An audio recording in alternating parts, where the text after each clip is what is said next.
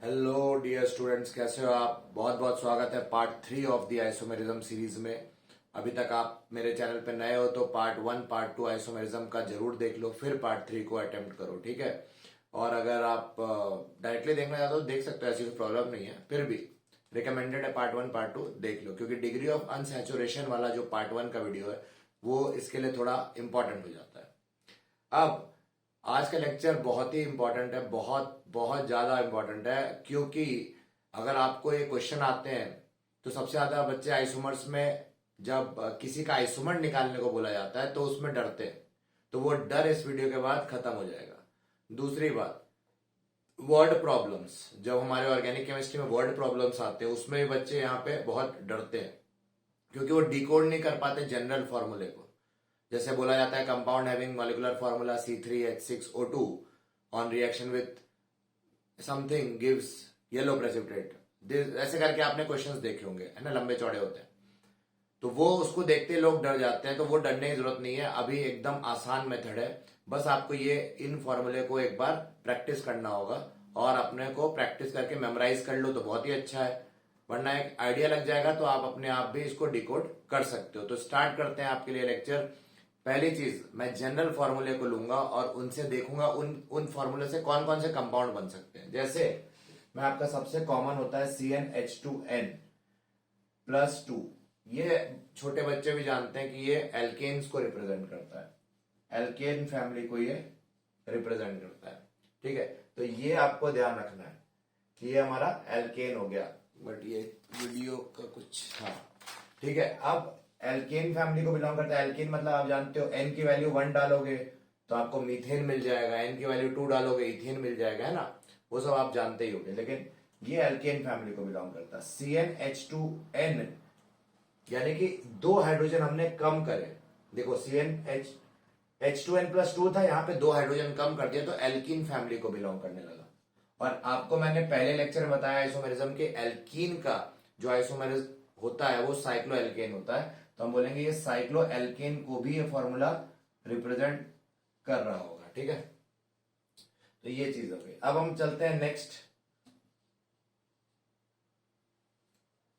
चलो इसको जाने से पहले ये देखो, मान लो क्या लिखा है C3H6, तो आपको देखते समझ जाना है कि या तो ये कंपाउंड है साइक्लो एल्केन, या ये इसमें एक डबल बॉन्ड होगा, है ना। तो ये मतलब इस फॉर्मूले को फॉलो कर रहा है ना, तो यानी कि एल्कीन होगा साइक्लो एल्कीन। मैं एग्जांपल दे रहा हूं आपको समझाने के लिए कि भाई देखो डरने की जरूरत नहीं, आप ऐसे कर सकते हो। ये क्या रिप्रेजेंट करता है आप जानते हो, एल्काइन रिप्रेजेंट करता है। एल्काइन के साथ साथ मैंने बताया था एल्काइन का जो आइसोमर होता है वो साइक्लो एल्कीन होता है, तो साइक्लो एल्कीन को भी रिप्रेजेंट करता है ना, ठीक है।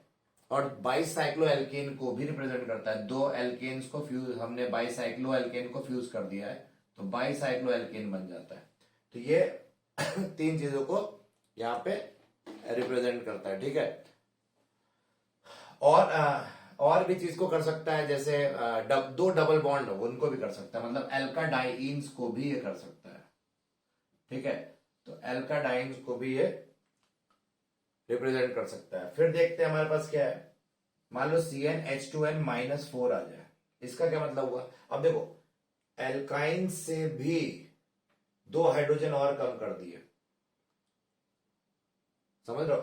2 हाइड्रोजन यहाँ पे ऑलरेडी पहले इधर 2 थे, इधर कम किए, फिर और कम किए, अभी 2 हाइड्रोजन और हमने कम कर दिए, ठीक है। तो ये जो हमारा अब बाईसाइक्लो एल्केन था, तो यहाँ पे 2 हाइड्रोजन कम किया तो बाईसाइक्लो एल्कीन बन जाएगा। जैसे एल्केन से एल्कीन बनता था 2 हाइड्रोजन कम करके, वैसे बाईसाइक्लो एल्केन को से हम क्या बना देंगे, 2 हाइड्रोजन कम करके बाईसाइक्लो एल्कीन बोलेंगे। यानी कि ये हमें रिप्रेजेंट कर रहा है बाईसाइक्लो एल्कीन, ठीक है। मतलब ये है, जैसे ये देखो ये बाईसाइक्लो एल्केन हो गया। मान लो एग्जाम्पल दिया, 2 साइकिल्स है 2 रिंग है, तो बाईसाइक्लो एल्कीन क्या हो जाएगा, मान लो ऐसा डाल दिया तो ये बाईसाइक्लो एल्कीन हो गया, है ना। तो कोई बड़ी बात नहीं, डरने वाली बात नहीं है। तो ये हो गया। अब हमारा नेक्स्ट क्या है भाई, यहां देखते हैं CnH2n+2O, CnH2n+2O। देखो ऐसा नहीं है कि ये फॉर्मूले में से कुछ और रिप्रेजेंट नहीं कर सकता, कर सकता है, पर हमारे सिलेबस में जो है, जो ज्यादातर मैंने यूज करते हुए देखा है वो मैं लिख रहा हूं यहाँ पे, ठीक है। तो ऐसे तो बहुत से केसेस बन जाएंगे तो फिर हमारा लेक्चर ही नहीं खत्म होगा, है ना। और जेई में जो एडवांस लेवल तक को मैं आपको करवा दे रहा हूं उसके आगे तो कुछ है नहीं यहाँ पे। तो एडवांस लेवल तक आपको सारी बातें बता दे रहा हूं, उसके बियॉन्ड जो होगा वो मैं अभी नहीं करा रहा हूं, ठीक है। वो भी होते हैं, जैसे इसका एक और केस होता है, मेरे पास है माइंड में, लेकिन मैं बता नहीं रहा हूं, आप होमवर्क भी ले सकते हो, ठीक है। हिंट दे रहा हूं, मान लो ऐसे कुछ, इसका डेरिवेटिव हम बोल सकते हैं, तो इस टाइप का सोचो, है ना। हिंट दे दिया अब आपको, है ना। चलो इस पे आते हैं, ये क्या है, तो ये किसको रिप्रेजेंट करता है, ये या तो अल्कोहल को रिप्रेजेंट कर सकता है फैमिली को, या ईथर फैमिली को रिप्रेजेंट कर सकता है ना। CnH2n+2O अल्कोहल या ईथर को रिप्रेजेंट करते हैं, ठीक है। यहां तक समझ में आ गया, तो ये लिख लो पॉज करके, फिर आगे बढ़ते हैं। मैं आपके लिए अब मिटा दे रहा हूं, आप नोट करते जाना मेरी सारी बात। बहुत इंपॉर्टेंट लेक्चर है, थोड़ा लंबा, हल्का सा लंबा होगा, लेकिन ये फायदेमंद है ना। अब हम बात करते हैं नेक्स्ट, क्या है भाई, CnH2n+CnH2nO, जैसे C3H6O, तो ये C3H6O, जैसे मान लो हमने लिखा CH3CH2CHO, तो ये किसको रिप्रेजेंट कर रहा है, 3 कार्बन हो गए, 3 हाइड्रोजन हो गए और 1 ऑक्सीजन, मतलब एल्डिहाइड या कीटोन को हम बोलेंगे, ये एल्डिहाइड्स को भी रिप्रेजेंट कर सकता है और ये कीटोन को भी रिप्रेजेंट कर सकता है, मतलब कार्बोनिल कंपाउंड्स को। Aldehyde ketones are called carbonyl compounds, carboxyl नहीं बोला, कार्बोनिल बोला, ठीक है। याद रखना, aldehyde and ketones are called carbonyl compound. Aldehyde ketone और क्या कर पड़ सकता है, अब भाई इनके टॉटोमर्स क्या होते हैं एल्डिहाइड कीटोन के, आगे हम टॉटोमेरिज्म पढ़ेंगे, तो एल्डिहाइड कीटोन के टॉटोमेरिज्म में हम लोग इनॉल देखेंगे, मतलब अनसैचुरेटेड अल्कोहल, तो यहां पे अनसैचुरेटेड अल्कोहल भी आ गया। अब अगर अल्कोहल आया है तो अल्कोहल का तो आइसोमर, फंक्शनल आइसोमर ईथर होता है, तो फिर अनसैचुरेटेड ईथर भी आ जाएगा, है ना। अनसैचुरेटेड ईथर मतलब यहां पे ये भी आ गया, ठीक है ना। तो ये सारे चीजों को ये रिप्रेजेंट कर सकता है। और किन को रिप्रेजेंट कर सकता है, ये साइक्लिक अल्कोहल को भी रिप्रेजेंट कर सकता है, और साइक्लिक अल्कोहल को कर रहा है तो किसको करेगा, साइक्लिक ईथर को भी ये रिप्रेजेंट कर सकता है, ठीक है ना। तो ये सारी बातें आपको इस फॉर्मूले से रिलेटेड याद होनी चाहिए, जब भी ये देखो माइंड में आना चाहिए। अब आप बोलो एग्जाम्पल तो देख लो ना, जैसे C3H6O लिखा है हमने, तो मैं इसको एल्डिहाइड, ये एल्डिहाइड हो गया है ना, सॉरी CH3CH2CH, कीटोन बनाना होता तो मैं ये बना देता, तो ये भी इस फॉर्मूले को फॉलो कर रहा है। अगर मुझे अनसैचुरेटेड अल्कोहल बनाना होता तो मैं ऐसा बना देता, ये अनसैचुरेटेड अल्कोहल जिसको आप इनॉल बोलते हो, आप काउंट कर लेना, देखना वही आएगा। अनसैचुरेटेड ईथर बनाना होता तो मैं यहां पे ऐसा बना देता, काउंट कर लो, देखो वही आएगा, ठीक है ना। ऐसे करके, मतलब साइक्लिक अल्कोहल बनाना होता, ट्राइंगल मारा और वेज डाल दिया ना, तो ये साइक्लिक अल्कोहल बन गया। साइक्लिक ईथर बनाना होता तो मैं ऐसे कर लेता, तो ये इसका साइक्लिक ईथर भी हो गया, ठीक है ना। So this is what I mean by all of this things. तो ये मैं आपको फंक्शनल आइसोमर में इवन दो डिस्कस करूंगा, क्योंकि ये सब जो मैं लिख रहा हूं आज, ये फंक्शनल आइसोमर्स का पार्ट है।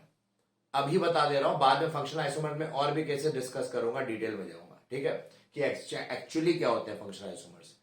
अभी के लिए ये याद रखो। अब हमारा नेक्स्ट क्या है, हमारा नेक्स्ट है हमारा CnH2n-2O। अब देखो, 2 हाइड्रोजन कम कर दिए इससे, तो एल्केन से 2 हाइड्रोजन कम किया तो एल्कीन बना था। उसी तरह इसमें से अगर ये सब स्ट्रेट चेन में होते तो ये उससे भी अनसैचुरेटेड हो जाता है ना। तो यहां पे सबका अनसैचुरेटेड वर्जन ले आओ, अनसैचुरेटेड एल्डिहाइड कर दो, है ना, अनसैचुरेटेड कीटोन कर दो, ये मतलब हुआ। तो कुछ करना नहीं है, बेसिकली यहाँ पे अनसैचुरेटेड फॉर्म्स इनके रख देना है, अनसैचुरेटेड एल्डिहाइड, है ना, और कीटोन, मतलब उनमें एल्डिहाइड तो है पर डबल बॉन्डेड, इस टाइप के एल्डिहाइड होते हैं ना, तो ऐसा कुछ। अब एल्डिहाइड तो है, यहाँ पे CHO तो है, पर अल्कीन डबल बॉन्डेड भी है, तो इस टाइप का कुछ।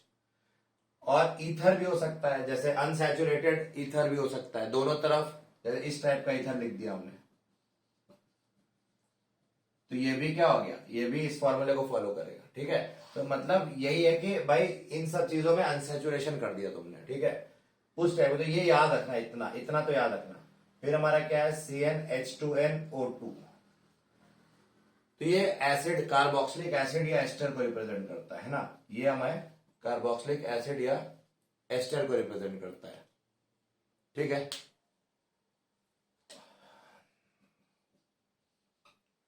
जैसे CH3CH2COH है, और मैंने लिखा CH3COO2CH3। तो आप देखो 3 कार्बन इधर भी 3 सेम फॉर्मूले को फॉलो कर रही है। CN मतलब यहाँ पे 3 है, 6 हाइड्रोजन है और ऑक्सीजन 2 है, ठीक है। तो ये कार्बोक्सिलिक एसिड और एस्टर दोनों को रिप्रेजेंट कर सकता है।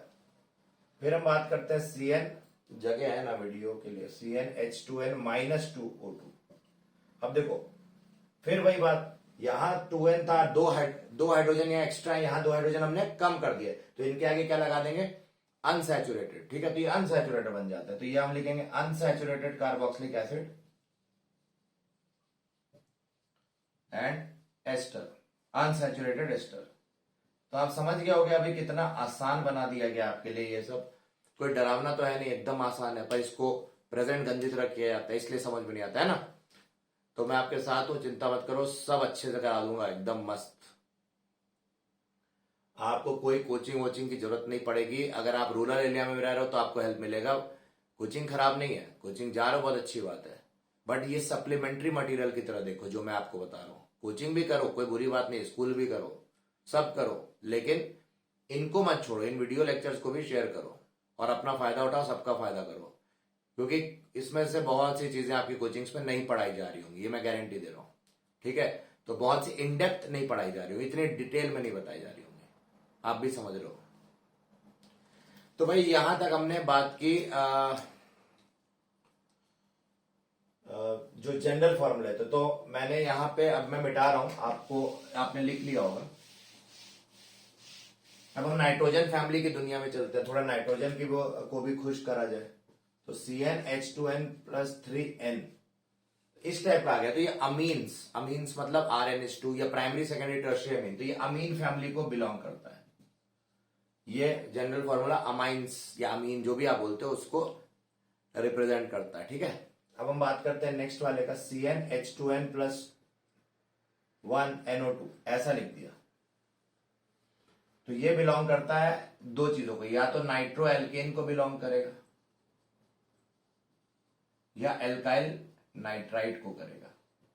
अब बोलोगे अंतर क्या है, तो देखो NO2 और ONO दोनों अलग ग्रुप्स हैं। NO2 अलग है, ONO, RONO मतलब एल्काइल नाइट्राइट और RNO2 मतलब नाइट्रो एल्केन। ये बात आपको दिमाग में डाल लेनी है, ठीक है। एल्काइल हैलाइड के केमिकल प्रॉपर्टीज में भी इसका यूज होता है, तो इसलिए आपको ये याद रखना है बात। और एम्बिडेंट लिगेंड होते हैं ये, NO2 और ONO एम्बिडेंटेड लिगेंड हो सकते हैं, ठीक है। तो ये सब हम बातें आगे करेंगे जब मैं आपको डिटेल में ऑर्गेनिक केमिस्ट्री में और एंटर करूंगा। GOC एक बार हो जाए फिर बात करते हैं। फिर हमारा क्या है भाई, CnH2n+1NO। अब ये ऑक्साइम को भी रिप्रेजेंट कर सकता है, ठीक है, या अमाइड को भी कर सकता है। तो अमाइड जो होता है उसको भी रिप्रेजेंट करता है, या ऑक्साइम को, तो दोनों को रिप्रेजेंट कर सकता है, ठीक है। जैसे मान लो कार्बोनिल कंपाउंड है और उसमें से हमने NH2 कोई ग्रुप आगे G लगा हुआ है, NH2 और आगे कोई ग्रुप लगा है, तो वाटर निकाला आपने, तो ये जो बनता है यहाँ पे चीज डबल बॉन्ड N और G, ये हमारा क्या हो जाता है, ये जनरली प्रॉपर्टी ऑफ एल्डिहाइड या कीटोन है। तो हम यहाँ पे G की जगह OH लगा देंगे जब, यानी कि हाइड्रोक्सिल अमीन है, तो यहाँ पे भी OH आ जाएगा, तो ये ऑक्साइम कहलाता है, दिस इज ऑक्साइम। तो ऑक्साइम भी इस फॉर्मूले को फॉलो करता है। अमाइड तो करता ही, RCONH2 करता है, पर ऑक्साइम भी करता है, ठीक है।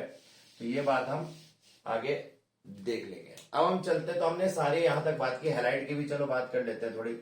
इसको मिटा रहा हूं, नहीं मिटाने की जरूरत नहीं, जगह है अभी।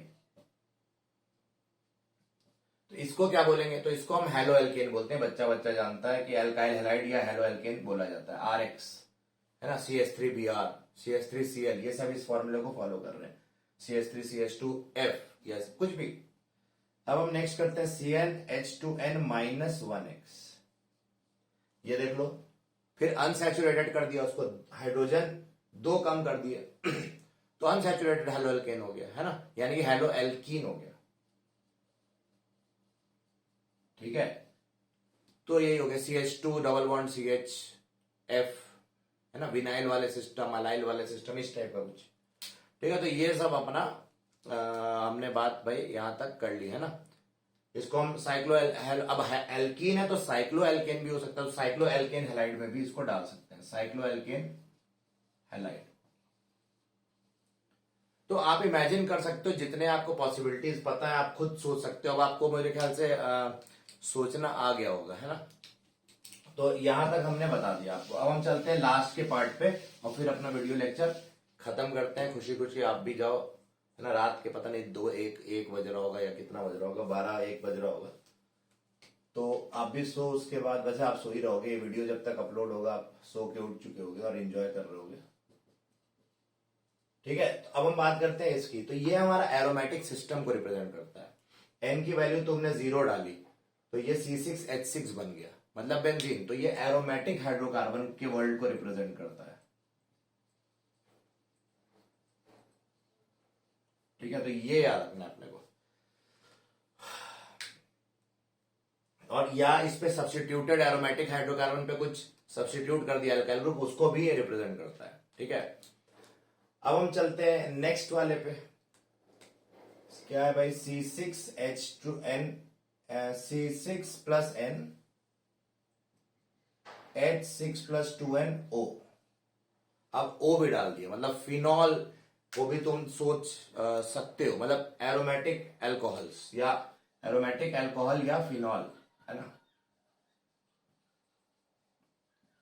फिनॉल को भी ये रिप्रेजेंट करता है, ठीक है। अब अल्कोहल को कर रहा है तो ईथर को भी कर सकता है, क्योंकि अल्कोहल और ईथर हमने बताया था थोड़ी देर पहले आइसोमर्स होते हैं फंक्शनल।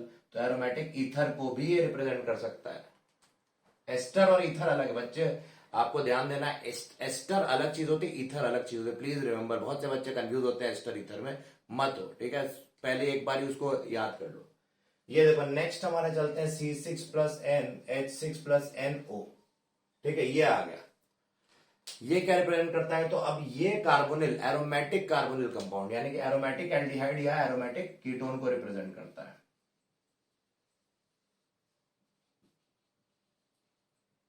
ठीक है।